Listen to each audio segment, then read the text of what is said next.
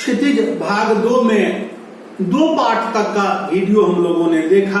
2 पाठ हम लोग पढ़ चुके हैं, एक है सूरदास और दूसरा पाठ है गोस्वामी तुलसीदास।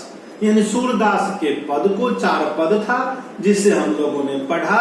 बताया ही था कि वे पद भ्रमर गीत से हैं और यह भी बताया था कि उसकी भाषा ब्रज भाषा है। आगे वाला तुलसीदास का पद राम लक्ष्मण परशुराम संवाद, और वह गोस्वामी तुलसीदास की अति प्रतिष्ठित महत्वपूर्ण महाकाव्य रामचरितमानस के बाल कांड से उद्धृत है और उसकी भाषा अवधी भाषा है। ये बात तो हो चुकी है, इसे आप लोग गौर से देखेंगे और यह आप लोगों को बाद में भी काम आएगा। अब आगे का पाठ, बीच का दो पाठ नहीं है। देव वाला और जयशंकर प्रसाद का जो पाठ है वह सिलेबस से इतर है, बाहर है। 2 साल से उसे हटा दिया गया है। अब जो पाठ उसके बाद का जो पाठ है सूर्यकांत त्रिपाठी निराला, और निराला की 2 कविताएं हैं, एक उत्साह और दूसरी कविता है अट नहीं रही है। तो उत्साह कविता और अट नहीं रही है 2 कविता है, दोनों प्रकृति परक कविता है। एक कविता बादल पर है और दूसरी कविता अट नहीं रही है। उसमें फागुन की सुंदरता का वर्णन, एक तरह से वसंत ऋतु का वर्णन है। लेकिन कविता पढ़ने से पहले हमें निराला जी के व्यक्तित्व के बारे में कुछ जान लेना चाहिए, क्योंकि जैसा हम जानते हैं कि निराला की रचना की तरह ही उनका व्यक्तित्व भी विराट था।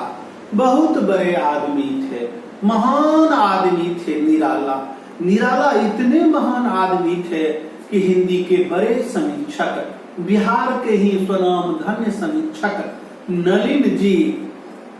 नलिन बिलोचन शर्मा ने एक जगह लिखा है कि हिंदी इसलिए राष्ट्रभाषा होनी चाहिए कि इसमें निराला जैसे कवि हैं। तो सोच सकते हो कि एक कवि को लेकर निराला जैसे कवि हैं, इसलिए राष्ट्रभाषा हिंदी की हिंदी राष्ट्रभाषा होनी चाहिए, भारत की राष्ट्रभाषा हिंदी होनी चाहिए। यह बात किसने कही? तो यह बात नलिन बिलोचन शर्मा, जो बहुत बड़े समीक्षक हैं, तो उन्होंने यह बात कही। तो सोच सकते हो कि निराला का महत्व कितना है। निराला के व्यक्तित्व पर प्रकाश डालेंगे तो निराला छायावाद के कवि हैं। छायावाद से फिर प्रगतिवाद में आते हैं, प्रयोगवाद में आते हैं। लेकिन शुरुआत में छायावाद के जो 4 स्तंभ हैं, सूर्यकांत त्रिपाठी निराला, जयशंकर प्रसाद, महादेवी वर्मा, सुमित्रानंदन पंत, तो उसमें 4 पिलर, 4 स्तंभ हैं ये चारों छायावाद के, जिसमें निराला जी भी एक छायावाद के स्तंभ हैं। महादेवी वर्मा हमेशा छायावाद की स्तंभ रही, रहस्यवाद में लिखती रही। रहस्यवाद भी छायावाद की विशेषता है, जिसमें आत्मा के बहाने परमात्मा को याद किया जाता है। जयशंकर प्रसाद जो रहे 1947 में मृत्यु ही हो गई, 1937 में मृत्यु हुई।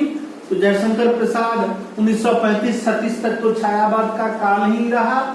और महादेवी वर्मा मैंने कहा ही है कि रहस्यवादी कवयित्री रही, अंत तक रहस्यवाद में लिखती रही थी। कांग्रेस की कार्यकर्ता, लेकिन फिर मीटिंग से आती थी और फिर खादी साड़ी उतार कर फिर रहस्यवाद में उस अनंत अज्ञात प्रियतम की याद में डूब जाती थी।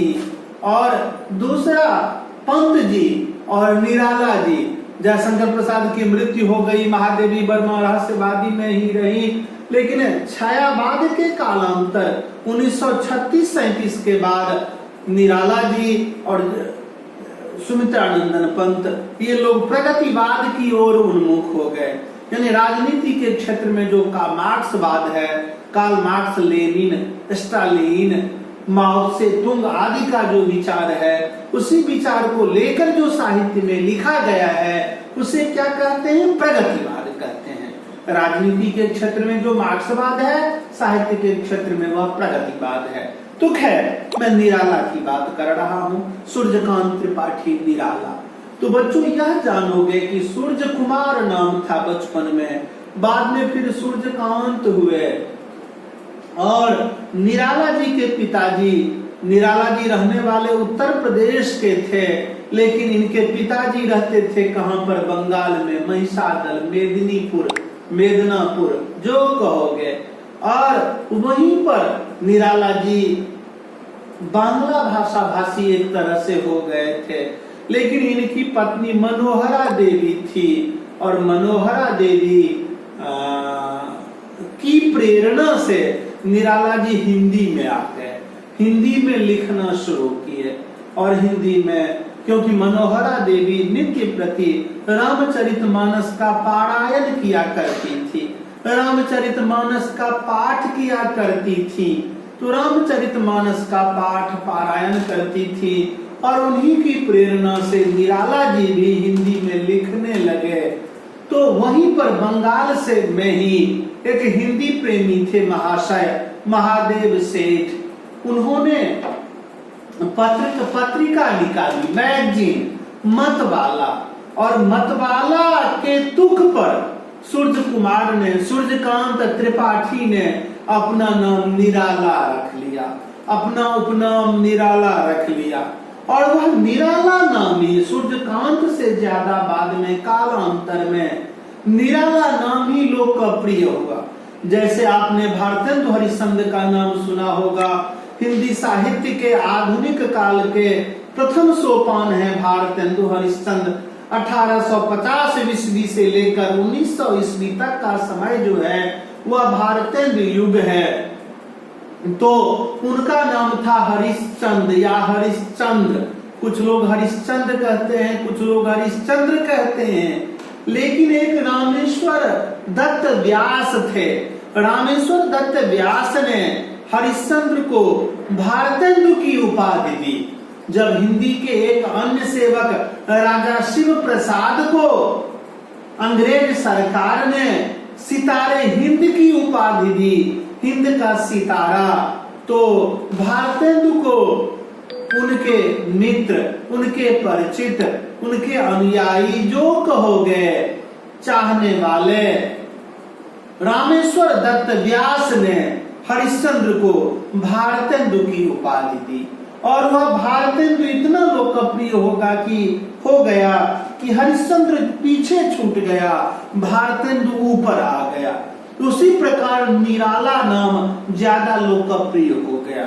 तो हाँ, मैं कह रहा था कि पत्नी की प्रेरणा से निराला जी हिंदी में लिखना शुरू किए, लेकिन निराला का जीवन हमेशा दुखमय रहा, दुख ही जीवन की कथा रही। क्या कहूँ आज जो नहीं कही। उन्होंने अपनी पुस्तक सरोज स्मृति में कहा है कि मेरे जीवन की कथा तो दुख ही रही। मैं क्या कहूँ, कहने लायक बात नहीं है। और बच्चों, जैसे कोरोना महामारी से हम लोग अभी परेशान हैं, पूरा देश नहीं पूरी दुनिया परेशान है, उसी प्रकार उस समय में जब निराला जी थे, उस समय में 1919 के आसपास, 1920 के आसपास कहा जाता है, एक वैश्विक महामारी फैली थी, इन्फ्लुएंजा। और इन्फ्लुएंजा से उनके भतीजे, उनकी पत्नी, एक पुत्र का भी निधन हो गया। सरोज तो बेटी का नाम है, बाद में निधन हुआ, पत्नी का नाम था मनोहरा देवी, उनका निधन हो गया। तो इस प्रकार से निराला के जीवन को यदि देखेंगे तो निराला के जीवन में बहुत ज्यादा कष्ट रहा, बहुत ज्यादा परेशानी रही, लेकिन उस कष्ट में वे हिम्मत नहीं हारे, वे शोक को शक्ति में बदल दिए, वे लिखते रहे, एक से बढ़कर एक रचना उन्होंने की और बहुत महान हो गए, हिंदी के अद्वितीय कवि हो गए। ऐसे थे हमारे महाप्राण निराला। तो बच्चों, निराला के बारे में अब अगले दिन फिर चर्चा करेंगे। धन्यवाद।